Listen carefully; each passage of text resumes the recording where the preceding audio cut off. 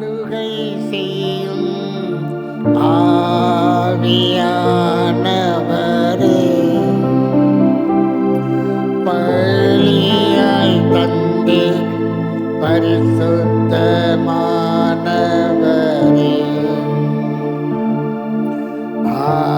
ஆவியானவரே,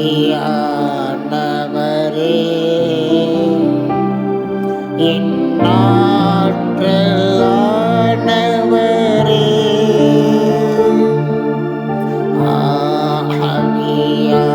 ஆவியானவரே,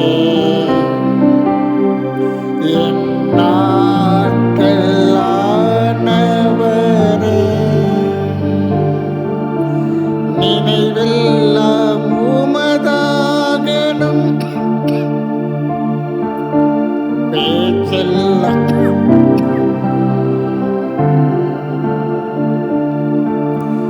நினைவெல்லாம்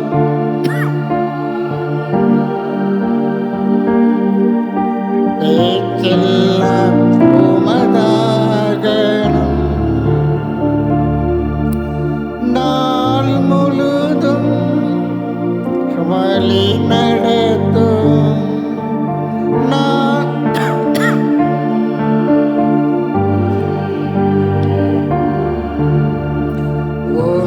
விருப்பம் செயல்படுத்தும், விருப்பம் செயல்படுத்தும், ஆளுகை செய்யும் ஆவியானவரே, பலியாய் தந்தேன் பரிசுத்தமானவரே,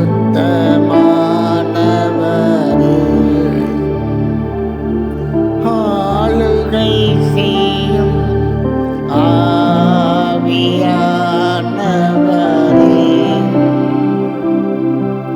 பலியாய் தந்தேன் பரிசுத்தமானவரே,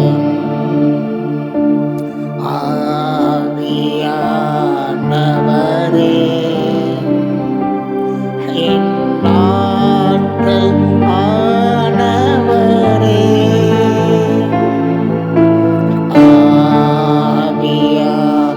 ஆவியானவரே, என்னாற்றல் ஆனவரே.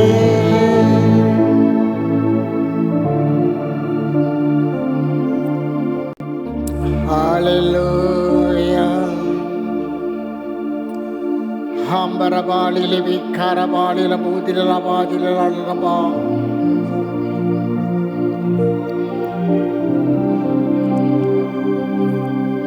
ஹல்லேலூயா. காலைதோறும் அவருடைய கிருபை புதியதாக இருக்கிறது. இந்த பகலில் குளிர்ச்சியான வேளையிலே தெய்வ பிரசன்னத்தை நாம் உணர்வோம், அவரை நாம் கனப்படுத்துவோம். நம்முடைய சிந்தனைகள் எல்லாம் அவரை துதிக்கிற துதியாக மாறட்டும். நம்முடைய விருப்பங்கள் எல்லாம் அவரை துதிக்கிற துதியாய் மாறட்டும். நம் மத்தியிலே அசைவாடி கொண்டிருக்கிற தெய்வ பிரசன்னத்தை நாம் கனப்படுத்துவோம், அவர் நாமத்தை மகிமைப்படுத்துவோம். துதிகளில் மத்தியில் வாசம் செய்கிறவர், நம்முடைய எல்லா துதிக்கும் பாத்திரர். துதியும் கனமும் மகிமையும் என்றென்றைக்கும் அவருக்கு சொந்தமானது. இந்த காலை நேரத்திலும் கூட நம்முடைய இருதயம் அவருடைய நாமத்தை துதிக்கட்டும். நன்றியுள்ள இதயத்தோடு அவர் செய்த எத்தனையோ நன்மைகள் சொல்ல மாற முடியாத அளவுக்கு தேவன் நம்முடைய வாழ்க்கையில் எவ்வளவோ செய்து கொண்டிருக்கிறார். ஹல்லேலூயா, ஹல்லேலூயா, ஹல்லேலூயா, ஹல்லேலூயா. 44வது அதிகாரம். ஏசாயா 44 21வது வசனத்தை வாசிப்போம். யாக்கோபே, இஸ்ரவேலே, இவைகளை நினை, நீ என் தாசன், நான் உன்னை உருவாக்கினேன், நீ என் தாசன். இஸ்ரவேலே, நீ என்னால் மறக்கப்படுவதில்லை. இஸ்ரவேலே, நீ என்னால் மறக்கப்படுவது இல்லை. நாளே தேவன் நமக்கு கொடுக்குற ஒரு வாக்கு தத்துவம். நீ அரௌண்ட் ஆண்ட இண்டிவிஜுவலாக பேசுகிறார், நேருக்கு நேர தனிப்பட்ட முறையில், கூட்டத்தோடு கூட்டமாக சொல்லிட்டு போகிறது அல்ல. தனிப்பட்ட முறையில் நீ என்னால் மறக்கப்படுவது இல்லை. உலகம் தோன்றுவதற்கு முன்பதாகவே தெய்வம் நம்மளை முன்குறித்திருக்கிறார். எல்லாத்துலேயும் அவருடைய பிளான் இருக்கிறது. எதுவுமே யதார்த்தமாக நடப்பது கிடையாது. நாம் எந்த வருஷத்தில் எந்த தாய் தப்பனுடைய கற்பத்தில் நாம் உருவாக வேண்டும், தெய்வன் எல்லாத்தையும் தன் உள்ளங்கையில் வரைந்து வைத்திருக்கிறார். நம்ம பிறக்கிறதுக்கு முன்பதாகவே நம்மளை குறித்து தேவன் அக்கறை உள்ளவராக இருக்கிறார். நம்ம இன்னைக்கு தான் கர்த்தரை அறிந்திருக்கிறோம். ஆனால் நாம் கர்த்தரை அறிந்து கொள்வதற்கு முன்பதாகவே தேவன் நம்மை அறிந்திருக்கிறார். நம்ம தான் அவர் தான் நம்மளை தேடி வந்தார், நம்ம அவரை தேடி போகவில்லை. நான் உங்களை தெரிந்து கொண்டேன். தேவன் நம்மளை தெரிந்து கொண்டது எதற்காக? மறவாமல் நம்மளை வழிநடத்தும்படியாக, நம்மளை எல்லா சூழ்நிலைகளிலும். ஒரு மனிதனுடைய வாழ்க்கையில் பலதரப்பட்ட சூழ்நிலை கடந்து நாம் போய்கொண்டிருக்கிறோம். பகலும் இருக்கிறது, இரவும் இருக்கிறது, புயலும் உண்டு, கொந்தளிப்பும் உண்டு. எல்லாமே மனிதனுடைய வாழ்க்கையில் போய்கிட்டு தான் இருக்கிறோம். ஆண்டவர் சொல்றாரு, இஸ்ரவேலே, நீ என்னால் மறக்கப்படுவது இல்லை. ஒருவேளை நாம் மறக்கலாம், தேவன் மறப்பது கிடையாது. ஏன்னா தெய்வன் நம்ம ஒவ்வொருத்தரையும் இண்டிவிஜுவலாக அவர் அக்கறை உள்ள தேவனாக இருக்கிறார்.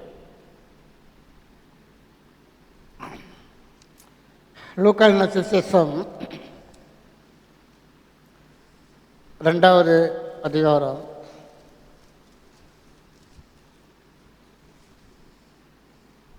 ஆண்டவர் ஒவ்வொருத்தருக்கும் வாக்கு தத்தங்களை கொடுக்குறார். அவரவருடைய சூழ்நிலை, அவருடைய தேவைகள் மத்தியில் தேவன் நம்மோடு அநேக வாக்கு தத்தங்களை கொடுக்குறார். வாக்குரைத்தவர் வாக்கு மாறாதவர். அவர் நிச்சயமாக நம்முடைய வாழ்க்கையில் அதை நிறைவு செய்கிற தேவன். அவர் தம் வாயினாலே சொன்னதை தம் கரத்தினாலே நிறைவு செய்கிற தேவன் நம்முடைய தேவன். பழைய மோசே, ஆபிரகாம், இன்னும் தாவீது, அநேகருடைய வாழ்க்கையில் நடந்த சம்பவங்களை பார்த்தீங்கன்னா ஒரு வார்த்தை கூட தரையில் விழவில்லை. தேவன் சொன்ன எல்லா வாக்குகளையும் தேவன் நிறைவேற்றினார். அவர் மறந்து விடுகிற தேவன் கிடையாது. நான் மனிதன் அல்ல, நான் மனுபுத்திரனும் கிடையாது, நான் எல்லாத்தையும் ஞாபகத்தில் வச்சிருக்கிறேன். மறக்கிற தேவன் நம்முடைய தேவன் கிடையாது. இஸ்ரவேலே, நீ என்னால் மறக்கப்படுவது இல்லை. நம்ம ஒரு சமயத்தில் புலம்புறோம், கர்த்தர் என்னை மறந்துட்டாரு, கர்த்தர் என்னை கை விட்டுட்டாரு. சில பேர் என்ன கடவுளே இல்லைன்ற அளவுக்கு போயிடறாங்க. கர்த்தர் ஒருத்தர் இருக்கிறாரா, இருந்தால் என் வாழ்க்கையில் இவ்வளோ பாடுகள், இவ்வளோ உபத்திரவங்கள். அரிமானவர்களே, தேவன் ஒரு நாளும் நம்ம மறக்கிற தேவன் கிடையாது. அவர் எல்லாத்தையும் பார்த்துக்கிட்டு தான் இருக்கிறாரு, கவனிச்சுக்கிட்டு தான் இருக்கிறாரு. இங்கே பார்த்தீங்கன்னா 25வது வசனத்தை வாசிப்போம். அப்பொழுது சிமியோன் என்னும் பேர் கொண்ட ஒரு மனுஷன் எருசலேமில் இருந்தான். அவன் நீதியும் தேவபக்தியும் உள்ளவனாயும் இஸ்ரவேலின் ஆறுதல் வர காத்திருக்கிறவராயும் இருந்தான். அவன் மேல் பரிசுத்த ஆவி இருந்தார். அடுத்த வசனம். கர்த்தருடைய கிறிஸ்துவை நீ காணும் முன்னே மரணமடைய மாட்டாய் என்று பரிசுத்த ஆவியினாலே அவனுக்கு அறிவிக்கப்பட்டும் இருந்தது. இந்த மனுஷனுக்கு கொடுக்கப்பட்ட வாக்கு தத்தம்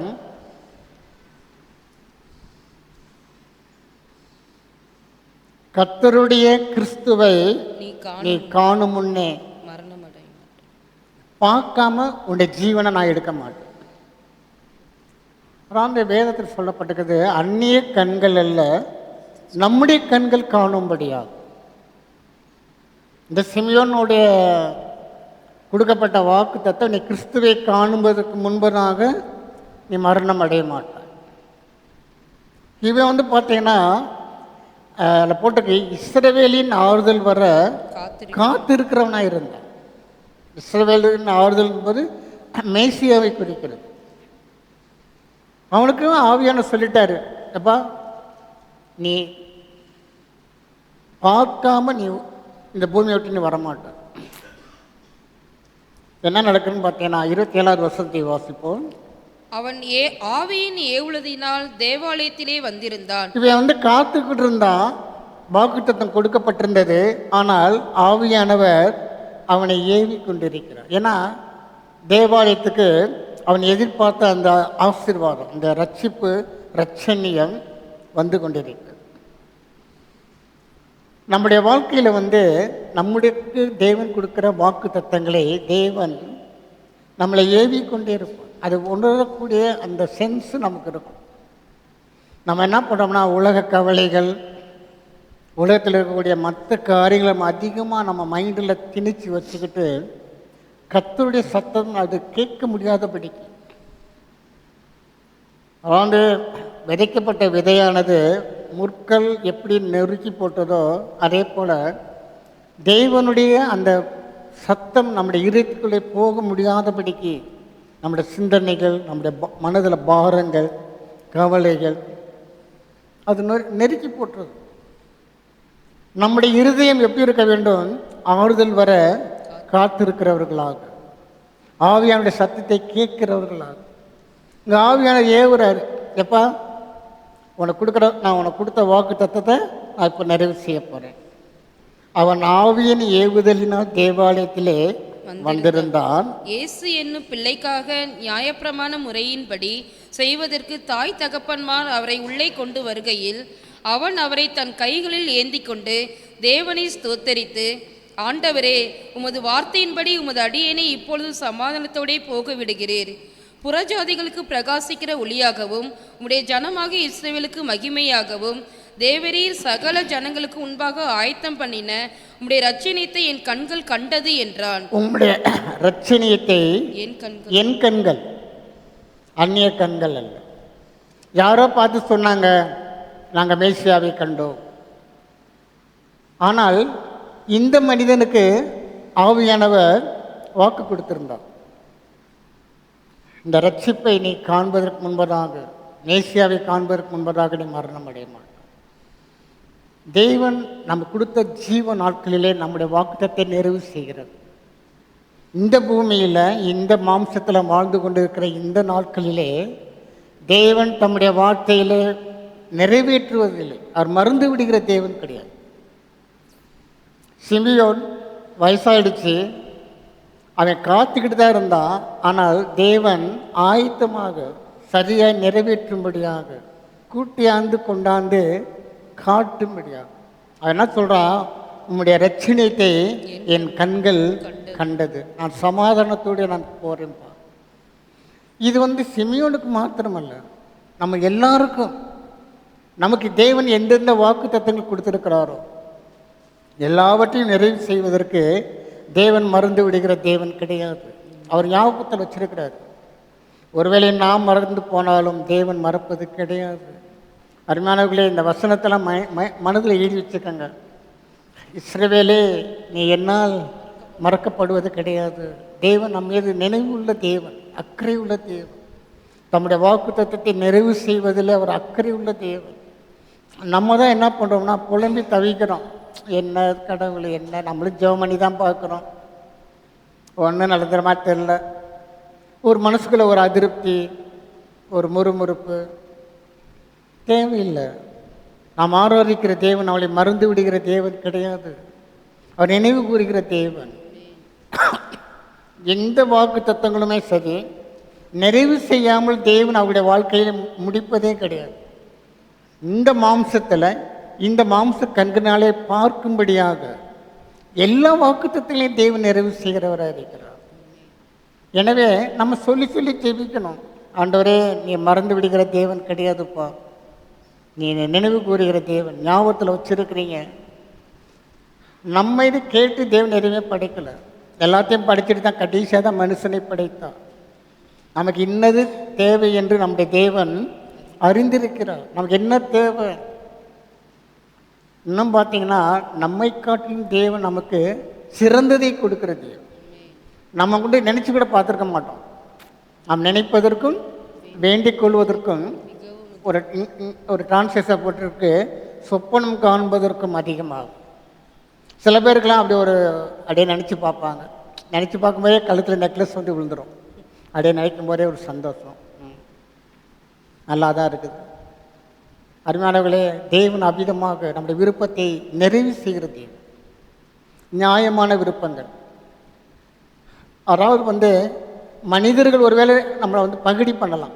உனக்குலாம் எல்லாம் தேவையா, உனக்கு இதெல்லாம் அதிகம் அப்படின்னு மனுஷன் சொல்லுவான். ஆனால் தேவன் அவ்விதமாக சொல்வது கிடையாது. நாம் நினைப்பதற்கும் வேண்டிக் கொள்வதற்கும் சொப்பனம் காண்பதற்கும் அதிகமாய் நமக்கு நன்மை செய்கிற தேவன் நம்முடைய தேவன். அப்போஸ்தலர் எழுதின நடவடிக்கைகள் 10வது அதிகாரம்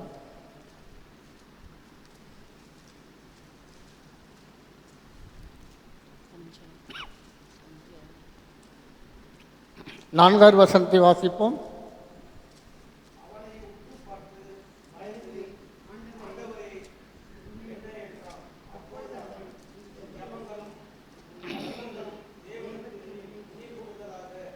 அவர் சந்நிதியில் வந்து எட்டி இருக்கிறது. நம்ம செய்கிற ஜெபம், நம்ம செய்கிற நற்கிரியைகள், தான தர்மங்கள் எல்லாம் கர்த்தர் ஞாபகத்தில் வச்சிருக்கிறார். நம்ம ஜெபம் பண்ணுறோம், ஆனால் பெற்றுக்கொள்வோம் என்று விசுவாசிக்க வேண்டும்.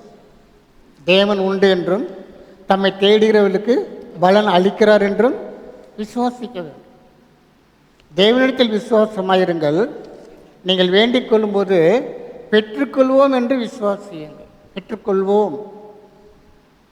ஏன்னா தேவன் எல்லாத்தையும் பார்த்துக்கிட்டு தான் இருக்கிறாரு. இந்த கொர்நேலியுன்னு ஒரு மனுஷன் இருக்கிறான். அவன் யூதன் கிடையாது, வாக்குத்தத்தத்தின் சந்ததி கிடையாது.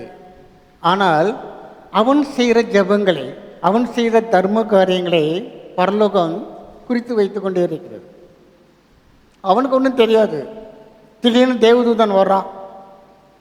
அவன் சொல்கிறான், உன் ஜெபங்களும் உன் தர்மங்களும் தேவனுக்கு நினைப்பூட்டுதலாக அவர் சந்நிதியில் வந்து எட்டியிருக்கிறது.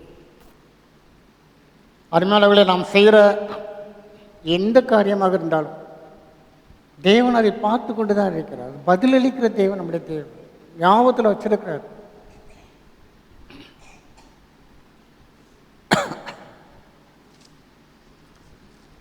இதில் ஒரு கை வச்சுக்கோங்க. எபிரேயர் 6வது அதிகாரம்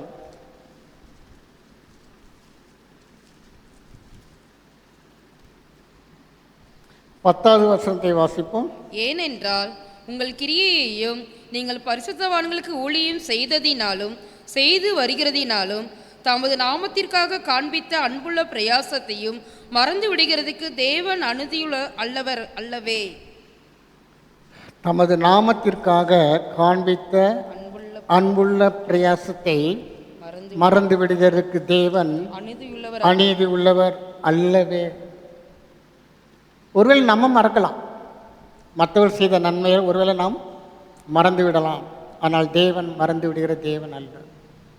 எப்படி போட்டிருக்குது? அநீதி உள்ள தேவன் அல்லவே. அப்போ தேவன் நீதி உள்ள தேவன் என்றதை ப்ரூவ் பண்ணுறார். நம்ம செய்கிற ஒவ்வொரு ஜெபம், நம்ம ஜெபிக்கிறோம், சபையில் ஜெபிக்கிறோம், வீட்டில் ஜெபிக்கிறோம், போகையில் வரையிலெல்லாம் நம்முடைய மனதில் இருக்கிற பாரங்களை ஆண்டு சொல்லிகிட்டே இருக்கிறோம். கர்த்தர் அதெல்லாம் கவனிச்சுக்கிட்டு தான் இருக்கார். வேதத்தில் என்ன போட்டிருக்குது?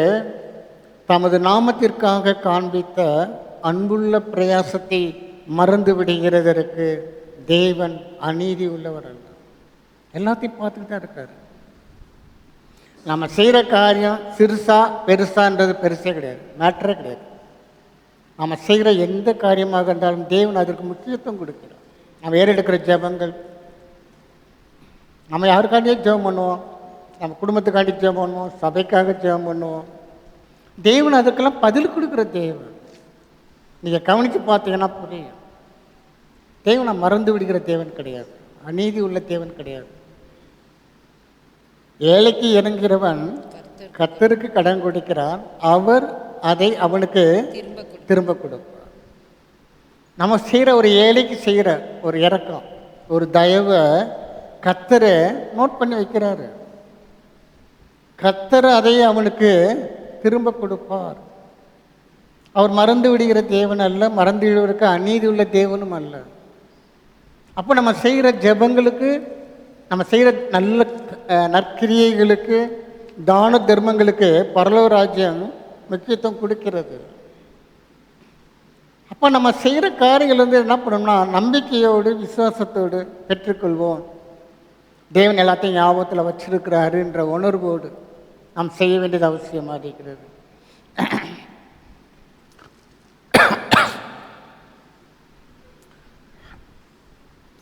அந்த அப்போஸ்தலர் 10வது அதிகாரத்துக்கு வாங்க. இந்த மனுஷன் ஜெபம் பண்ணுறான், தான தர்மங்கள் பண்ணுறான். ஆனால் கர்த்தர் அதுக்கு என்ன ரிவார்டு கொடுக்குறான்னு பார்த்தீங்கன்னா ரொம்ப ஆச்சரியமாக இருக்கும். பேதுருவை அனுப்பி, நீ இந்த மாதிரி கொர்நேலியன் ஒரு மனுஷன் இருக்கிறான், நீ போய் அவனுக்கு ரட்சிப்பின் செய்திகளை சொல்லு அப்படின்னு சொல்லி ஆவியானவர் என்ன பண்ணுவார், பேதுரு அவனை கொர்நேலிய வீட்டுக்கு அனுப்பி வைப்பார். பேதுரு சுவிசேஷம் சொல்லுவான். அப்போ என்ன நடக்குன்னு பாருங்கள். 44வது வசனத்தை வாசிப்போம். இந்த வார்த்தைகளை பேதுரு பேசி கொண்டிருக்கையில் வசனத்தை கேட்டவர்கள் யாவர் மேலும் பரிசுத்த ஆவியானவர் இறங்கினார். வார்த்தையானவர் வந்த உடனே ஆவியானவர் வந்துட்டார். இவங்க பார்த்தீங்கன்னா யூதர்கள் கிடையாது, புறஜாதியார்கள். முதல் முறையாக யூதர்களை விட்டு பரிசுத்த ஆவியானவர் புறஜாதியாருக்கு கொடுக்கப்பட்டது இந்த மனுஷன் வீட்டில் தான், கொர்நேலிய வீட்டில் தான். பரிசுத்த ஆவியானவர் எல்லா அபிஷேகத்தில் பார்த்தீங்கன்னா அவர்கள் பல பாக்ஸுகளை பேசுகிறதையும் தேவனை புகழ்கிறதையும் பேதுருவோட வந்திருந்த விருத்த சேதனமுள்ள விசுவாசிகள் கேட்கும்போது பரிசுத்த ஆவியின் வரம் புறஜாதிகள் மேலும் பொழிந்தருளப்பட்டதை குறித்து பிரமித்தார்கள். ஆவியானவர் வல்லமையாக இறங்குறார். எல்லாம் பலவிதமான பாக்ஸில் பேசி தேவனை மகிமைப்படுத்துகிறாங்க. யூதர்களுக்குள்ள ஒரு பெரிய ஒரு நன்றின்னு கேட்டீங்கன்னா, கர்த்தர்னா அது எங்களுக்கு மட்டும்தான், வேறு யாருக்கும் கிடையாது.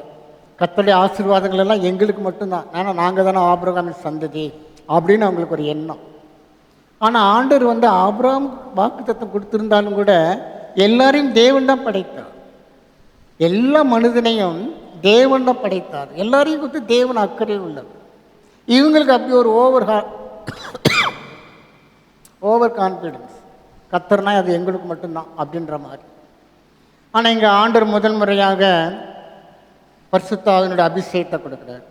அடுத்தபடியாக 47வது வசனத்தை வாசிப்போம். அப்பொழுது பேதுரு, நம்மை போல பரிசுத்த ஆவியை பெற்ற இவர்களும் ஞானஸ்தானம் பெறாதபடிக்கு எவனாகிலும் தண்ணீரை விலக்கலாமா என்று சொல்லி கர்த்தருடைய நாமத்தினாலே அவர்களுக்கு ஞானஸ்தானம் கொடுக்கும்படி கட்டளையிட்டான். இவன் கொர்நேலிய சாதாரண ஜெபம் பண்ணுறான், தான தர்மங்கள் செஞ்சான். ஆனால் பார்த்தீங்கன்னா அந்த வீட்டுக்குள்ள 2 அபிஷேக ஆராதனை. ஒன்று பரிசுத்த ஆவியானுடைய அபிஷேக ஆராதனை நடந்துக்கிட்டு இருக்குது. அடுத்தபடியாக எல்லாம் மனம் திரும்பினதுனால, தேவனுடைய வசனம் அங்கே போனதுனால ஞானஸ்தான ஆராதனை. முதல் முறையாக புறஜாதிகளுக்குள்ளாக ஆவியானவர் கொடுக்கப்படுகிற ஒரு பெரிய வரலாற்று சம்பவம் என்னுடைய வாழ்க்கையில் நடந்தது. நாம் செய்கிற ஜெபங்கள், மற்றவர்களுக்காக ஏறெடுக்கிற ஜெபங்கள், நமக்காக ஏறெடுக்கிற ஜெபங்கள், நம்ம செய்கிற நல்ல காரியங்கள், தேவன் எல்லாத்தையும் நோட் பண்ணி வச்சுக்கிட்டு தான் இருக்கிறார். எதையும் தேவன் மறப்பது கிடையாது. நமக்கு சாதாரணமாய் தோன்றின ஒரு காரியமாக இருந்தாலும் கூட கர்த்தர் அதற்கு முக்கியத்துவம் கொடுக்கிறார். இந்த சம்பவத்தை நீங்கள் வீட்டில் போய் படித்து பார்த்தா ரொம்ப ஆச்சரியமாக இருக்கும். இவன் பார்த்தீங்கன்னா எப்போ உங்களை மட்டும் ஜெபம் பண்ணிக்கிட்டு இருக்கிறான், தான தர்மங்கள் செய்கிறான், அவ்வளோதான். ஆனால் பரலோக ராஜ்யம் அதை பார்க்குற விதம் வித்தியாசமாக இருக்குது. ஆவியாளர் அங்கேருந்து எல்லாருமேலே அப்படியே வல்லமை அபிஷேகத்தில் இறங்குறாரு. உடனே அடுத்தபடியாக ஞானஸ்நானம். ஒரு பெரிய ஒரு எழுப்புதல் நடந்துக்கிட்டு இருப்பாருங்களேன். ஒரு சாதாரண ஆரம்பம், கர்த்தருடைய அற்பமான ஆரம்பத்தை அசட்டை பண்ணுகிறவன் யார்? ஆரம்பம் சாதாரணமாக இருந்தாலும் கூட தேவன் அதை சம்பூர்ணமாக்குற தேவன். எல்லாத்தையும் கர்த்தர் பார்த்துக்கிட்டு தான் இருக்கார். எதையும் தேவன் மறந்து விடுகிற தேவன் கிடையாது. நமக்கு ஒருவேளை இது சாதாரணமாக தெரியலாம், ஆனால் தேவன் அதை சம்பூர்ணமாக மகிமையாக முடித்து கொடுக்குற தேவன் நம்முடைய தேவன். லூக்கா சுவிசேஷம் 18வது அதிகாரம்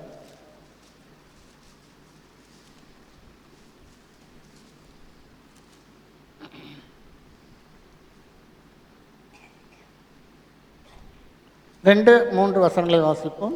ஒரு பட்டணத்திலே ஒரு நியாயாதிபதி இருந்தான். அவன் தேவனுக்கு பயப்படாதவனும் மனுஷரை மதியாதவனுமாய் இருந்தான். அந்த பட்டணத்திலே ஒரு விதவையும் இருந்தாள். அவள் அவனிடத்தில் போய், எனக்கும் என் எதிராளிக்கும் இருக்கிற காரியத்தில் எனக்கு நியாயம் செய்ய வேண்டும் என்று விண்ணப்பம் பண்ணினாள். எனக்கும் என் எதிராளிக்கும் இருக்கிற காரியத்தில் எனக்கு நியாயம் செய்ய வேண்டும் என்று விண்ணப்பம் பண்ணினாள். நம்ம ஏறெடுக்கிற விண்ணப்பம். நமக்கு பிரச்சனைகள் வருகிறது, பலவிதமான சூழ்நிலையை கடந்து வருகிறோம். நம்ம பார்த்தீங்கன்னா உன் சத்துரு உன் வீட்டாரே. வெளியெல்லாம் தேடி போக வேண்டாம். சத்துரு எங்கே இருக்கிறாரு? வீட்டுக்குள்ளே தான் இருக்கிறாரு. வெளியில் இருக்கிற சத்துருவை கூட சமாளிச்சிடலாம். இந்த உள்ளுக்குள்ளே இருக்கிற பூரா சொல்லுவாங்க அனுகூலமான சத்துருன்னு சொல்லுவாங்க. அனுகூலமான சத்துரு வீட்டுக்குள்ளே இருந்துக்கிட்டே நம்மளை இம்சை பண்ணுறது அனுகூலமான சத்துரு. அதாவது ஒரு ஸ்டேஜுக்கு மேலே நம்ம சரீரம் நம்முடைய மனசு சோர்ந்து போய்விடுகிறது. தேவன் அதை கவனித்து பார்க்கிறார். இதெல்லாம் சகஜம், குடும்பம்னா அப்படி தான் இருக்கும், அட்ஜஸ்ட் பண்ணிப்போம் அப்படின்னு உலகம் சொல்லும். ஆனால் தேவன் அப்படி சொல்வது கிடையாது. நியாயமுள்ள தேவன் நம்முடைய தேவன். இங்கே என்ன சொல்லப்பட்டிருக்குது? எனக்கும் என் எதிராளிக்கும் எனக்கு நியாயம். நியாயத்துக்காக இன்னைக்கெல்லாம் எத்தனையோ குடும்பங்கள் தவிச்சுக்கிட்டு பல விதமான சூழ்நிலைகள், அநீதியிலான இந்த உலகத்தில் இன்றைக்கி அநீதி தான் தலைவிரிச்சாடு. அநியாயம் எங்கே பார்த்தாலும் அநியாயம் தான். நீதிக்கு நியாயத்துக்கு இந்த நாட்களில் இடமே கிடையாது. ஆனால் தேவன் நீதி உள்ள தேவன், சரியாய் நியாயம் தீர்க்கிற தேவன் நம்முடைய தேவன். நம்முடைய வாழ்க்கையில் நம்முடைய எதிராளிகளுக்கு விரோதம் நாம் படுகிற உபத்திரவங்களை தேவன் பார்த்து சும்மா இருக்க மாட்டார். அவர் களத்தில் இறங்குவார். எல்லாத்தையும் பார்த்துக்கிட்டு தான் இருக்கிறார். இங்கே ஆண்டவர் என்ன சொல்கிறார் பாருங்களேன். 5வது வசனத்தை வாசிப்போம். இந்த விதவை என்னை எப்பொழுதும் தொந்தரவு செய்கிறபடியினால் இவள் அடிக்கடி வந்து என்னை அலட்டாதபடி இவளுக்கு நியாயம் செய்ய வேண்டும் என்று தனக்குள்ளே சொல்லிக் கொண்டான். இதை ஆண்டவர் சொல்றார் 6வது வசனத்துல. பின்னும் கர்த்தர் அவர்களை நோக்கி, அநீதியுள்ள அந்த நியாயாதிபதி சொன்னதை சிந்தித்து பாருங்கள். அநீதி உள்ள நியாயாதிபதி சொன்னது. அது நீதி உள்ள நியாயாதிபதி கிடையாது. பேர் தான் நியாயாதிபதி, ஆனால் அநீதியான. அவனே சொல்றான், நான் இந்த விதவைக்கு நியாயம் செய்ய வேண்டும். அது ஆண்டு சுட்டிக்காட்டி சொல்றார் 7வது வசனத்துல. அந்தபடியே தேவன் தம்மை நோக்கி இரவும் பகலும் கூப்பிடுகிறவர்களாகிய தம்மால் தெரிந்து கொள்ளப்பட்டவர்களின் விஷயத்தில் நீடிய பொறுமையுள்ளவராயிருந்து அவர்களுக்கு நியாயம் செய்யாமல் இருப்பாரோ? அவர்களுக்கு நியாயம் செய்யாமல் இருப்பாரோ?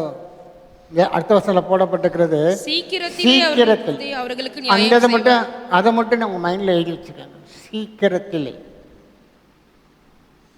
நம்முடைய பாடுகள் உபத்திரவங்களை பார்த்துக்கிட்டு தேவன் ரொம்ப காலதாமதம் பண்ண மாட்டார். சீக்கிரத்தில் நியாயம் செய்கிறது.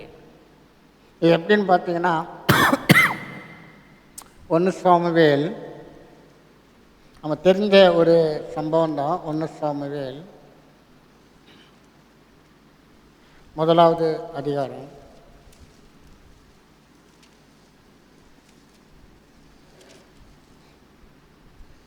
6வது வசனத்தை வாசிப்போம். கர்த்தர் அவள் கர்ப்பத்தை அடைத்தபடியினால் அவளுடைய சக்கலத்தை அவள் துக்கப்படும்படியாக அவளை மிகவும் விசனப்படுத்துவாள். இங்க பார்த்தீங்கன்னா இவளுக்கு இவளு எதிராளி எங்க இருக்கிறாங்க? வீட்டுக்குள்ள தான் இருக்கிறான். புருஷன் சொல்றான், நான் 10 குமாரர்களுக்கு உனக்கு அதிகமாக நான் உன்னை நேசிக்கிறேனே, நீ ஏன் இதுக்கு போய் அழுகிற? ஆனால் முல்லை போல குத்தும்படியாக பக்கத்தில் தான் எதிராளி இருக்கிறான். நீ அடுத்த வசனத்தை பார்த்தீங்கன்னா 7வது வசனத்தை வாசிப்போம். அவள் கர்த்தருடைய ஆலயத்திற்கு போகும் சமயத்தில் அவன் வருஷந்தோறும் அந்த பிரகாரமாய் செய்வான். இவள் அவளை மனமடிவாக்குவாள். அப்பொழுது அவள் சாப்பிடாமல் அழுது கொண்டிருப்பாள். இவள் அவளை மனமடிவாக்கு, குத்தி குத்தி காட்டுறது. நம்முடைய வாழ்க்கையில் சில ஆசீர்வாதங்கள் தாமதமாச்சுன்னா நம்ம கூட பொறுத்துக்கிடுவோம், கத்த தருவாருன்னு சொல்லி. ஆனால் பக்கத்தில் இருக்கிறவன் விடமாட்டான். குத்தி குத்தி, இன்னும் உனக்கு இது கிடைக்கலையா, இன்னும் இப்படி தான் இருக்கிறியா, மனம் அடிவு உண்டாக்குறது. ஆனால் தேவன் இதை பார்த்து கொண்டு சும்மா இருப்பது கிடையாது. அன்னால் என்ன பண்ணுறான்னா, தேவனை நோக்கி 12வது வசனத்தை வாசிப்போம். அவள் கர்த்தருடைய சந்நிதியில் வெகு நேரம் விண்ணப்பம் பண்ணுகிற போது, அவள் கர்த்தருடைய சந்நிதியில் வெகு நேரம். நம்முடைய உபத்திரவங்கள் பாடுகள் மத்தியில் மனுஷன்ட போய் நிற்கவே நிற்காது. நம்மளை விசாரிக்கிற தேவன் ஒருவர் இருக்கிறார். நம்மை கண்ணீரை துடைக்கிறவர் அவர்னால தான் முடியும், வேறு யாருனாலையும் முடியாது. ஆசீர்வாதம் என்று வந்தாலும் அவர்னால தான், வராமல் இருந்தாலும் அவர்னால தான். ஏன்னா இங்கே என்ன போடப்பட்டிருக்கிறது, அந்த 6வது வசனத்தில் கர்த்தர் அவள் கற்பத்தை அடைத்தபடி, அவள் கற்பம் தரிக்காமல் இருந்ததுக்கும் ஒரு காரணம் இருக்குது, அதுக்கு தேவனும் ஒரு காரணமாக இருக்கிறார். அவர் ரிலீஸ் பண்ணாமல் அங்கே ஒன்றும் நடக்காது, அவர் தான் ரிலீஸ் பண்ணி ஆகணும். இந்த அண்ணாள் என்ன பண்ணுறா, தேவ சமூகத்தில் போய் தன்னுடைய எல்லாத்தையும் சொல்லிட்டு, நீங்கள் பார்த்தீங்கன்னா அந்த 18வது வசனத்தை கடைசி புறத்தை வாசிங்க. பின்பு அந்த ஸ்திரீ புறப்பட்டு போய் போஜனம் செய்தாள். அப்புறம் அவள் துக்கமுகமாய் இருக்கவில்லை. அவள் துக்கமுகமாய் இருக்கவில்லை. எதிராளி பக்கத்தில் தான் இருக்கிறான், வெளியே போகலை, கூட தான் இருக்கிறான். தேவ சமூகத்தில் சொன்னதை கேட்டுட்டு வந்துட்டா, ஆனால் தேவன் மறக்கவில்லை. நீங்கள் இந்த 19வது வசனத்தை கடைசி புறத்தை வாசிங்க. 19 கடைசி. அவளை நினைத்தருளினார். கர்த்தர் அவளை நினைத்தார். இவன் அதுக்கு முன்னாடி அந்த ஜெபத்தையும் மறந்துட்டா, தன்னுடைய எதிராளியையும் மறந்துட்டா. ஆனால் தேவன் எதிராளியையும் மறக்கல, அவருடைய ஜெபத்தையும் மறக்கல. கர்த்தர் அவளை நினைந்தருளினார். அருமையானவர்களே, நம்முடைய வாழ்க்கையில் நம்ம சிந்துற கண்ணீருக்கெல்லாம் கர்த்தர் பார்த்துட்டு சும்மா இருக்க மாட்டார். இப்போ நம்ம பிள்ளை அழுதுன்னு வச்சுக்கோங்களேன், நம்ம மனசு எப்படி துடிச்சு போயிடும். உடனே அந்த குழந்தைய தூக்குறோம், உடனே அந்த குழந்தைய அதை ஆறுதல் படுத்துறதுக்கு நம்ம பிரயாசப்படுறோம். அதுக்கு என்ன பிரச்சனை? பொல்லாதவர்களாகிய நாமே நம்முடைய பிள்ளைகளுக்கு நல்ல ஈவுகளை கொடுக்க அறிந்திருக்கும் பொழுது, பரலோகத்தில் இருக்கிற நம்முடைய பிதா நன்மையானவளை கொடுப்பது அதிக நிச்சயம். அவர் மறந்து விடுகிற தேவன் அல்ல. மறந்து விடுவதற்கு அவர் அநீதி உள்ள தேவன் இல்லை, அவர் நீதி உள்ள தேவன். எல்லாத்தையும் அவர் பார்த்துக்கிட்டு தான் இருக்கிறாரு. ஞாபக புஸ்தகத்தை எழுதி தான் வச்சிருக்கிறாரு. அவர் யாரும் போய் ஆலோசனை கொடுக்க வேண்டிய அவசியமே கிடையாது, ஞாபகப்படுத்த வேண்டிய அவசியமே கிடையாது. அவருக்கு எல்லாமே தெரியும். இங்கே பார்த்தீங்கன்னா, கர்த்தர் அவளை நினைத்தருளினார். பிரச்சனை சால்வ் ஆகிடுச்சு. நம்முடைய வாழ்க்கையில் இந்த நினைவு நம்ம மூலம் நமக்குள்ளே இருக்கணும். தேவன் நம்மளை மறந்து விடுகிற தேவன் கிடையாது. மறந்து விடுவதற்கு அவர் அநீதி உள்ள தேவன் கிடையாது. எனக்கும் என் எதிராளிக்கும் எனக்கு நியாயம் செய்யுங்க ஆண்டவரே. ஆண்டவர் சொன்னார், சீக்கிரத்திலே அவர் உங்களுக்கு நியாயம் செய்வார். நம்முடைய எதிராளி யாராக இருக்கட்டும், நம்முடைய பிரச்சனை எதுவாக இருக்கட்டும், நியாயம் செய்கிறவர் வாக்கு மாறாத தேவன். எனவே அவர் சீக்கிரத்திலே நமக்கு நியாயம் செய்கிற தேவன், சீக்கிரமாய் செய்வார், வாக்கு மாறாதவர். ரோமர் 12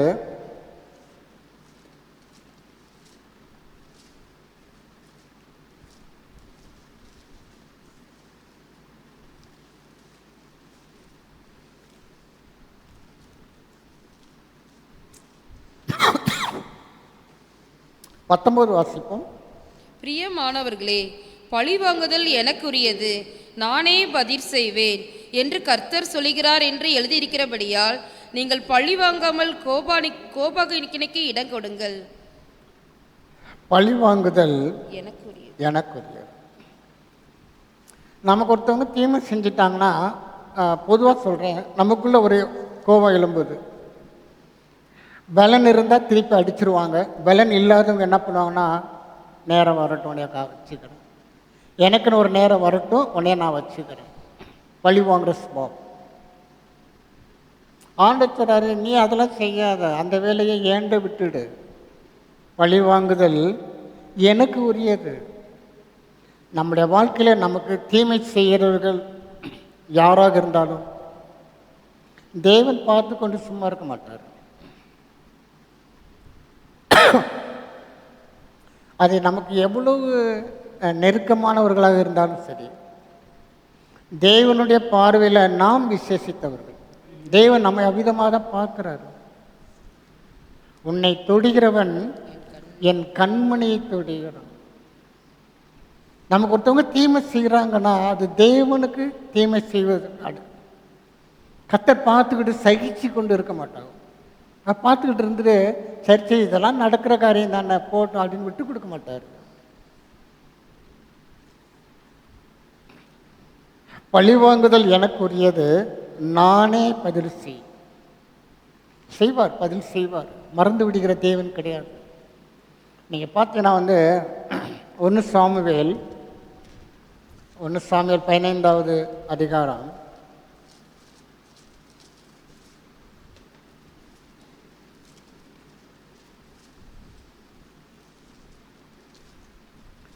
2வது வசனத்தை வாசிப்போம். சேனைகளின் கர்த்தர் சொல்லுகிறது என்னவென்றால், இஸ்ரவேலர் எகிப்திலிருந்து வந்தபோது அமலேக்கு அவர்களுக்கு வழிமறித்த செய்கையை மனதிலே வைத்திருக்கிறேன். இங்கே பார்த்தீங்கன்னா எகிப்திலேருந்து இஸ்ரேல் ஜனங்கள் வெளியே வர்றாங்க. ஆனால் அமலேக்கியர்கள் என்ன பண்ணிட்டாங்க, இஸ்ரேலுக்குள்ள ஒரு பெரிய கலகத்தை உண்டு பண்ணி அநேகர் வெட்டி கொண்டு போட்டாங்க. இஸ்ரேல் ஜனங்கள் மறந்துட்டாங்க, ஆனால் தேவன் மறக்கவில்லை. முதலாவது ராஜா, ஃபர்ஸ்ட் ராஜா சவுல்ட ஆண்டவர் சொல்றாரு, சேனைகளின் கர்த்தர் சொல்லுகிறது என்னவென்றால், இஸ்ரவேலர் எகிப்திலிருந்து வந்தபோது அமலேக்கு அவர்களுக்கு வழிமறித்த செய்கையை மனதிலே வைத்திருக்கிறேன். நம்ம ஒரு வேளை மன்னிச்சுட்டா, நம்ம கூட மறந்துட்டா கூட தேவன் மறந்து விடுகிறது தேவை. பழி வாங்குதல் எனக்குரியது. நம்ம பழி வாங்குன்ற எண்ணமே நமக்குள்ள வர வேண்டிய அவசியமே கிடையாது. அதுக்கு ஒருத்தர் இருக்கிறாரு, அவர் பார்த்துக்கிடுவார். நம்ம போயிட்டே இருப்போம். நமக்கு தீமை செய்தவர்களுக்கு விரோதமாக தேவன் யுத்தம் செய்கிற தேவன் நம்முடைய தேவன். ஆண்டவர் ஏற்கனவே இந்த மோசே காலத்தில் ஆண்டவர் சொல்லுவார், யாத்ராமத்தின் புஸ்தகம், உபாகமத்தின் புஸ்தகம் 25வது அதிகாரம் 17 வாசிப்போம். எகிப்திலிருந்து புறப்பட்டு வருகிற வழியிலே அமலேக்கு தேவனுக்கு பயப்படாமல் உனக்கு எதிராக வந்து நீ இளைத்து விடாய்த்திருக்கையில் பின்வருகிற உன் பாளையத்தில் உள்ள பலவினரை எல்லாம் வெட்டினான் என்பதை நினைத்திரு. ஆண்டவர் சொல்றாரு, இது நீ மறக்காத, இதை இன்னும் கொஞ்சம் ஞாபகத்தில் வச்சுக்க. ஆனால் இவன் மறந்துட்டான். மனுஷன் யூதர்கள் என்ன பண்ணிட்டாங்க, இந்த சம்பவத்தை மொத்தமாக மறந்துட்டாங்க.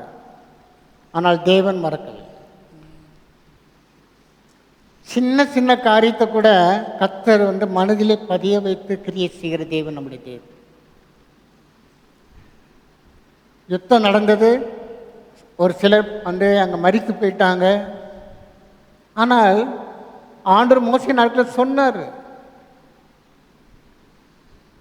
எகிப்திலிருந்து புறப்பட்டு வருகிற வழியிலே அமலேக்கு தேவனுக்கு பயப்படாமல் உனக்கு எதிராக வந்து உன் பாளையத்தில் உள்ள பலவீனர் எல்லாம் வெட்டினான் என்பதை நினைத்திரு, ஞாபகத்தில் வச்சுக்கோ. ஆனால் இவன் மறந்துட்டான். ஆனால் தேவன் திருப்பி முதலாவது வந்த ராஜாட்ட சொல்கிறாரு, நீ போ,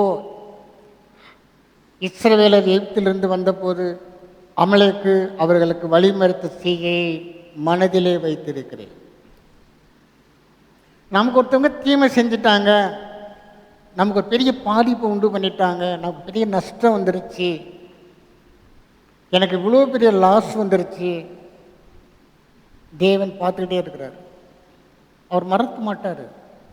எல்லாத்துக்கும் ஒரு நாட்கள் வச்சிருப்பார். அவனுக்கும் ஒரு நாள் வைத்திருப்பார். அமலேக்குக்கும் ஒரு நாள் வைத்திருக்கிறார். தேவன் நியாயம் செய்கிற தேவன். பழிவாங்குதல் எனக்கு உரியது. நம்ம என்ன பண்ணுறோம்மா, துணிஞ்சு அடுத்தவங்களுக்கு தீமை செய்ய நம்மளை ஒப்பு கொடுக்குறோம். நாக்குனால எத்தனை பேர் இதயத்தை காயப்படுத்துகிறோம். தேவையில்லாமல் அடுத்தவங்க சேர்த்து தலையிடுறது, அடுத்தவங்க மனதை புண்படுத்துறது, அடுத்தவங்களுக்கு தேவையில்லாத மேட்டில் இன்வால்வ் ஆகி அது என்ன இது என்ன, உனக்கு என்ன, உன் வேலையை பார்த்துட்டு போயிட்டே இரு. அத்துமீறி செய்யும் பொழுது தேவன் விடமாட்டார். அங்கே பார்த்துக்கிட்டு தான் இருப்பார். ஓஹோ, இருக்க முடியலையா உன்னால், இந்த வரேன். பவுல் சொன்னான் பார்த்தீங்களா, நான் பெரும்போடு வர வேண்டுமா அன்போடு வர வேண்டும். அதே தான் கர்த்தர் நம்மளுடைய வாழ்க்கையில் பெரம்போடு வரணுமா அல்லது அன்போடு வரணுமான்றதை நம்முடைய கிரியைகள் தான் நிர்ணயம் பண்ணுகிறது.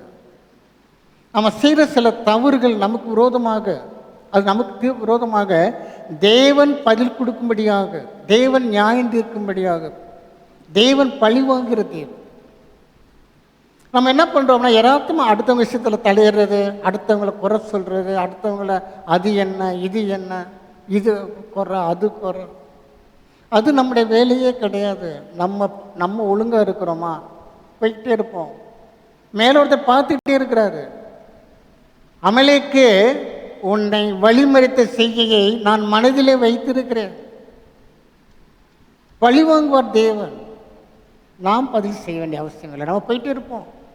மேலே ஒருத்தர் உட்கார்ந்துருக்கிறாரு, அவர் பார்த்துட்டே இருக்கிறாரு. அவர் என்ன பண்ணுவார், வட்டி முதலுமா கொடுப்பார். நம்ம ஒன்றுமே செய்ய வேண்டாம். எல்லாத்தையும் தேவன், எல்லா பகுதியிலும் தேவன் நம்மளை மறந்து விடுகிற தேவன் கிடையாது. நம்ம ஒருவேளை அதை முக்கியத்துவம் கொடுக்காம இருக்கலாம், ஆனால் தேவன் எல்லா காரியத்துக்கும் முக்கியத்துவம் கொடுத்து கவனித்து பார்க்குறாரு. நீங்கள் இந்த இதை நீங்கள் விவரமாக நீங்கள் தெரிஞ்சுக்கணும்னா வீட்டில் போய் படிச்சுக்கோங்க. யாத்ராமத்தின் புஸ்தகம் 17வது அதிகாரம் 8-16 வரைக்கும் இந்த சம்பவங்கள் கொடுக்கப்பட்டிருக்குது. நீங்கள் வீட்டில் போய் பொறுமையாக படிங்க. ஏசாயா தீர்க்கதரிசியின் புஸ்தகம்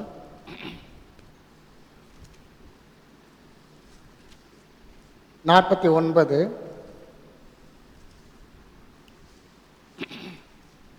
13வது வசனத்தை வாசிப்போம். வானங்களே கெம்பீரித்து பாடுங்கள், பூமியே களிக்கூறு, பர்வதங்களே கம்பீரமாய் முழங்குங்கள். கர்த்தர் தம்முடைய ஜனத்துக்கு ஆறுதல் செய்தார், சிறுமைப்பட்டிருக்கிற தம்முடையவர்கள் மேல் இரக்கமாய் இருப்பார். கர்த்தர் தம்முடைய ஜனத்துக்கு ஆறுதல் செய்தார். அடுத்தபடியாக சிறுமைப்பட்டிருக்கிற தம்முடையவர்கள் மேல் இரக்கமாய் இருப்பார். இதெல்லாம் நம்ம லைஃபோட நீங்கள் ஒப்பிட்டு பார்த்தீங்கன்னா அந்த வசனம் நல்லா புரியும். சிறுமைப்பட்டிருக்கிற சூழ்நிலைகள் எல்லாருடைய வாழ்க்கையும் இருக்கும். ஏதாச்சும் ஒன்று நம்மளை தலைகுனிய பண்ணும். ஏதோ ஒரு ஆசீர்வாதம் தடைப்படும். ஏதோ ஒரு சூழ்நிலையில் நாம் தலைகுனியும்படியாக. ஆனால் நம்முடைய தேவன் தலை நிமிர பண்ணுகிற தேவன், நம்மளை உயர்த்தி நம்மளை ஆசீர்வதிக்கிற தேவன் நம்முடைய தேவன். என்ன சொல்லப்பட்டிருக்கிறது, கர்த்தர் தம்முடைய ஜனத்துக்கு ஆறுதல் செய்தார்.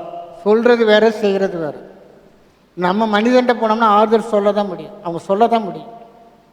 ஆனால் தேவன் ஆறுதல் செய்கிற தேவன். ஆறுதல் செய்தார், சிறுமைப்பட்டிருக்கிற தம்முடையவர்கள் மேல் இரக்கமாயிருப்பார். எனவே வானங்களே கெம்பீரித்து பாடுங்கள், பூமியே களிகூறு, கம்பீரமாய் முழங்கு. வசனம் இப்படி சொல்லுது. ஆனால் மனசு என்ன சொல்றான்னு பாருங்க. அடுத்த வசனத்தை வாசிப்போம். சீயோனே, கர்த்தர் என்னை கைவிட்டார், ஆண்டவர் என்னை மறந்தார் என்று சொல்லுகிறாள். சீயோனோ அதில் தான் இருக்குது. நெஜம் ஒரு விதமாக இருக்குது, கர்த்தர் ஆறுதல் செய்கிறவர், செய்துட்டாரு. கர்த்தர் சிறுமைப்பட்டிருக்கிற தம்முடையவர்கள் மேல் இரக்கமாக இருக்கிற தேவன். நான் சிறுமைப்பட்டிருக்கிறேன் நீ சொல்றியா, அவருடைய இரக்கத்தை போய் கேளு. உன்னுடைய தாழ்மையை மாற்றுகிற தேவன், தாழ்மையில் நம்மை நினைத்தவர். எளியவனை புழுதில் இருந்து தூக்கி பிரபுக்களோடு அமர பண்ணுகிற தேவன் நம்முடைய தேவன். ஆனால் சீயோனோ மனுஷ சபை இன்னைக்கு எப்படி சொல்லுது, என் கர்த்தர் என்னை கைவிட்டார், ஆண்டவர் என்னை மறந்தார். நம்முடைய கஷ்டங்கள் நம்முடைய விசுவாசத்தை மறிச்சிருது. ஏன்னு கேட்டால் நம்ம கஷ்டத்தை தான் பார்க்குறோம், சூழ்நிலைகளை தான் பார்க்குறோம். இதை விட்டுவிட்டு கர்த்தரை நோக்கி பார்க்கும் பொழுது தான் நம்முடைய விசுவாச கண்கள் தெளிவாக இருக்கும். அருமையானவர்களே, சத்தியம் சொல்லுது, கர்த்தர் தம்முடைய ஜனத்துக்கு ஆறுதல் செய்தா சிறுமைப்பட்டு இருக்கிற தம்முடையவர்கள் மேல் இரக்கமாய் இருப்பார். சீயோனோ, சீயோனோ என்றால் சபையை குறிக்கிறது. விசுவாசிகள் எப்படி சொல்கிறாங்க, கர்த்தர் என்னை கைவிட்டார். அவர் கைவிடுகிற தேவன் கிடையாது. அருமையானவர்களே, நம்முடைய தேவன் கைவிடணும்னு நினைச்சாருன்னா பாவம் செய்த முதலாவது மனிதனோடு அந்த சாப்டரை ஆண்டு க்ளோஸ் பண்ணியிருப்பார். கைவிடாமல் தான் நமக்கு மீண்டும் ஒரு வாய்ப்பு நம்முடைய குமாரனை அனுப்பினார், நமக்கு ஒரு ரட்சிப்பை உண்டு பண்ணினார், பாவ மன்னிப்பை கொடுத்தார். நம்ம எவ்வளோ தவறு செய்கிறோம், திருப்பி திருப்பி செய்கிறோம். தேவன் கைவிடுகிற தேவனாக இருப்பார் என்றால் அப்பே ஸ்பாட் பனிஷ்மெண்ட் கொடுத்துருப்பாரு. ஆனால் நம்ம மீது இரக்கமாக இருக்கிறதுனால, நம்ம மீது தயவு உள்ளவராக இருக்கிறதுனால நம்ம வண்டி இன்னும் ஓடிக்கிட்டே இருக்குது. நம்முடைய தேவன் கைவிடுகிற தேவன் கிடையாது. சீயோனோ, கர்த்தர் என்னை கைவிட்டார், ஆண்டவர் என்னை மறந்துட்டாரு. இங்கே ஆண்டு என்ன சொல்றான்னு பார்ப்போம். 15வது வசனத்தை வாசிப்போம். ஸ்ரீயானவள் தன் கற்பத்தின் பிள்ளைக்கு இறங்காமல் தன் பாலகனை மறப்பாளோ? அவர்கள் மறந்தாலும் நான் உன்னை மறப்பதில்லை. அவர்கள் மறந்தால் இதெல்லாம் மனதில் பதிய வைக்கணும். இன்னைக்கு தாயோட அன்புக்கு இணையாக இந்த உலகத்தில் எதுவுமே சொல்ல முடியாது. தகப்பன் என்னதான் நம்மளை நேசித்தாலும் கூட தகப்பனுடைய அன்பை நான் குறை சொல்லலை. இன்னைக்கு தகப்பனுடைய அன்பு அது ஒரு டைரக்ஷன், அது ஒரு டைப்பாக போய்கிட்டு இருக்குது. ஆனால் தாயோட அன்புன்றது அதுக்கு நிகர் எதுவுமே சொல்ல முடியாது. அதாவது கடவுளுடைய அன்புக்கு அடுத்தபடியாது. 10 மாதம் நம்மளை கற்பன் சுமந்து அந்த 10 மாதம் நம்மளை பாதுகாப்பாக உருவாக்குவதிலிருந்து ஆரம்பித்தோம்னா அவங்க நமக்காக பண்ணின தியாகங்கள் எல்லாம் சொல்லி நம்மளாம் அதெல்லாம் யோசிக்கிறதே கிடையாது. அதனால தான் இன்றைக்கெல்லாம் முதியோர் இல்லம் பெரிய போயிடுறதுக்கு காரணமே நன்றி கெட்ட சமுதாயத்தினால. தாயும் தகப்பனையும் அவங்க செய்த நம்மளை வளர்த்ததுக்காக அவள் பட்ட பிரயாசங்களை நம்ம ஈஸியாக மறந்துடுறோம். கொண்டு போய் என்ன பண்ணிடுறாங்க, முதியோர் இல்லத்தில் விட்டுட்டு வந்துடுறான், மனசாட்சி இல்லாம. அருமையானவர்களே, நன்றி எறியாத ஒரு காலத்தில் நம்ம வாழ்ந்து கொண்டு இருக்கிறோம். ஆனால் தேவன் அவ்விதமாக அல்ல. ஸ்திரியானவள் தன் கற்பத்தின் பிள்ளைக்கு இறங்காமல் தன் பாலகனை மறப்பாளோ? அவர்கள் மறந்தாலும் நான் உன்னை மறப்பதில்லை. மறந்து போகக்கூடாது. நம்ம தான் மறந்து போகிறோம். கர்த்தர் என்னை மறந்துட்டார். சீயோனோ, கர்த்தர் என்னை கைவிட்டார், என்னை மறந்து விட்டார்.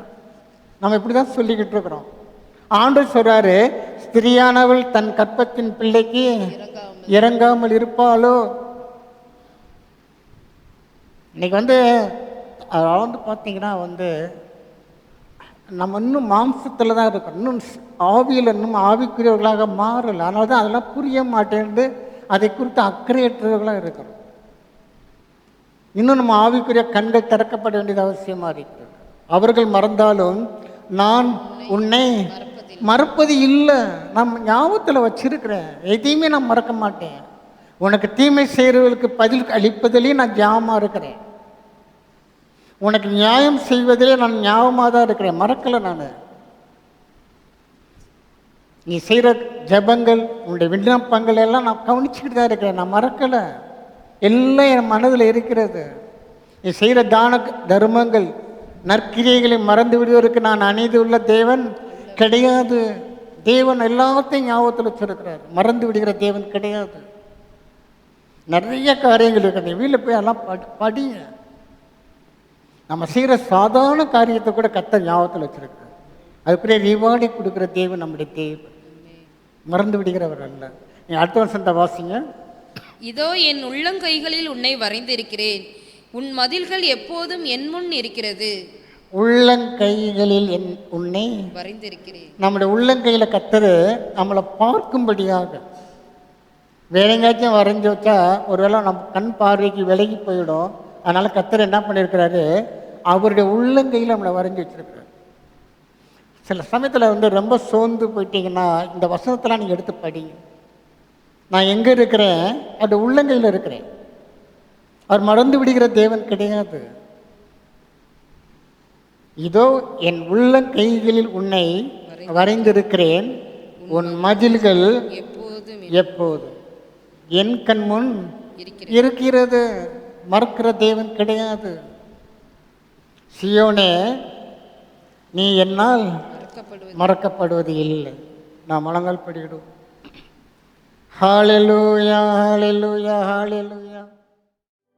இந்த புதிய மாதத்தை நம்முடைய சமூகத்தில் அர்ப்பணிக்கிறோம். எங்களுக்கு ஆசீர்வாதத்தை கொடுங்க ஆண்டவரே. இந்த மாதம் முழுவதும் உங்களுடைய கிருபையினால் எங்களை தாங்குங்க, எங்களை வழிநடத்துங்க.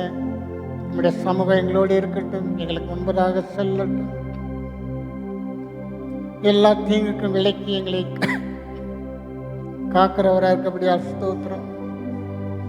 ஒவ்வொரு விசுவாச குடும்பத்துக்காக நான் ஜெபிக்கிறேன், ஒவ்வொரு விசுவாசிக்காக நான் ஜெபிக்கிறேன். அவர்களுடைய ஆவி ஆத்மா சரீரத்துடைய தேவைகள் சந்திக்கப்படட்டும். பொருளாதார நன்மைகளுக்காக ஜெபிக்கிறேன், சரீர சுகபலனுக்காக ஜெபிக்கிறேன். நானே உன்னை குணமாக்கிற பரிகாரின்னு சொல்லியிருக்கிறீங்க. சகல நோய்களையும் நான் உன்னை விட்டு விலக்குவேன் சொல்லியிருக்கிறீங்க. உன் பலவீனத்திலே என் பலன் பூரணமாய் விளங்க. ஆண்டவரே, நீ சொன்ன வாக்கு தத்தங்களுக்காக நாங்கள் நன்றி செலுத்துகிறோம். அது ஆம் என்றும் ஆமேன் என்றும் இருக்கிறதுக்காக ஸ்தோத்திரம். பலவீனமாக இருக்கிற எல்லாருடைய சரீரத்திலும் உடைய பலன் கடந்து செல்லட்டும். உன் வேதனை நீங்கி சுகமாயிரு என்று சொன்ன நம்முடைய வசனத்தை ஆண்டவரே சபைக்குள்ளாக அனுப்புகிறேன். ஆண்டவரே, சுகமும் சைக்கியமும் சமாதானமும் உண்டாகட்டும். ஆண்டவரே, ஜனங்களுடைய சரீர சுகத்துக்கு விரோதமாய் கிரியை செய்கிற சத்துருவின் சகல வல்லமைகளும் இயேசுவின் நாமத்தினாலே நாங்கள் மேற்கொள்கிறோம். ஒன்றும் வாய்க்காதே போகட்டும். ஆண்டவர் நல்ல பிதாவை துதிக்கிறோம். அன்றைய வயதான விசுவாசிகளுக்காக உங்களுடைய சமூகத்தில் வருகிறேன். அவர்கள் வேண்டிய பலனுக்காக, சுகத்துக்காக, அவங்களுடைய பாதுகாப்புக்காக ஆண்டவரே, அவர்கள் மீது அன்பு கூறக்கூடிய ஒரு சூழ்நிலையை தாங்க. ஆண்டவரே, நல்ல பிதாவே நாங்கள் உம்மை துதிக்கிறோம். ஒவ்வொரு பெற்றோருக்காக ஆண்டவரை ஜெபிக்கிறோம். கர்த்தர் ஒவ்வொரு பெற்றோரும் தங்கள் குடும்பத்தை பக்தியுள்ள பாதையில் வழிநடத்த வேண்டும் என்ற அந்த உக்ரானத்தை மறந்து விடாதபடிக்கு ஜாக்கிரதையாக தங்கள் குடும்பங்களை நடத்துவதற்கு அவங்களுக்கு உதவி செய்யுங்க.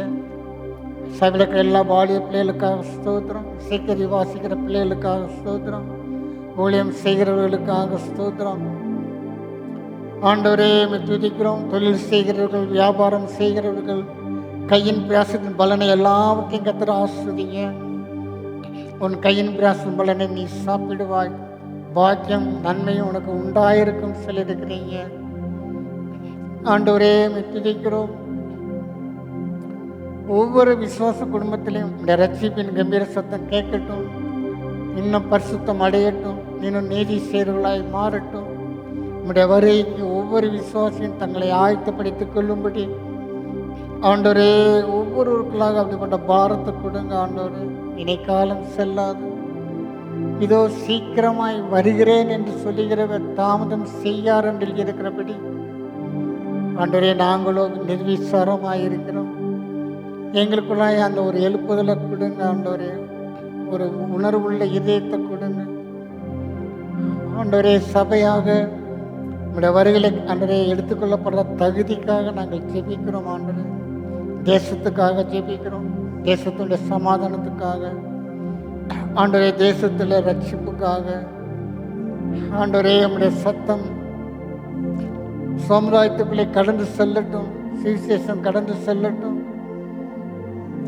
ஆண்டவரே துதிக்கிறோம், தடைகள் எல்லாம் இயேசு நாமத்தினால நீங்கி போகட்டும். ஆண்டவரே மீந்திருக்கிற அந்த அப்பத்துக்கும் திராட்சரசத்துக்கும் ஜனங்களுக்காக நாங்கள் ஜெபிக்கிறோம். இந்த தொழுவத்தில் இல்லாத அநேக ஆடுகள் வெளியே இருக்கிறது. ஆண்டவரே அவைகள் எல்லாம் சபையில சேர்க்கும்படியாக நாங்கள் ஜெபிக்கிறோம். ஆண்டவரே சபையுடைய எல்லா தேவைகளுக்காக ஜெபிக்கிறோம். குறைகளை நிறைவு செய்ய, எல்லாவற்றாலும் நிரப்புகிற நிறைவாகிய சபை என்று இருக்கிறது. கர்த்தர் ஆசீர்வதிங்க. ஆண்டவரே உடைய நாமத்தை மகிமைப்படுத்துங்க. எல்லா துதிகன மகிமையை நாங்கள் உமக்கே செலுத்துகிறோம். இயேசுவின் நாமத்தில் ஜெபிக்கிறோம் பிதாவே. என் ஆத்துமாவே கர்த்தரை ஸ்தோத்திரி, என் முழு உள்ளமே என் ஆத்துமாவே கர்த்தரை ஸ்தோத்திரி, அவர் செய்த சகல உபகாரங்களை மறவாதே. ஆமென். கர்த்தர் உன்னை ஆசீர்வதித்து உன்னை காக்க கடவர். கர்த்தர் தம்முடைய முகத்தை உன்மேல் பிரகாசிக்க பண்ணி உன்மேல் கிருபையாயிருக்க கடவர். கர்த்தர் தம்முடைய முகத்தை உன்மேல் பிரசன்னமாக்கி உனக்கு சமாதானம் கட்டளையிட கடவர். Praise the Lord. Praise the Lord. God bless you. கர்த்தருடைய சமாதானத்தோடு கலைந்து செல்லுங்கள். கர்த்தருடைய கிருபை உங்களோடு இருப்பதாக.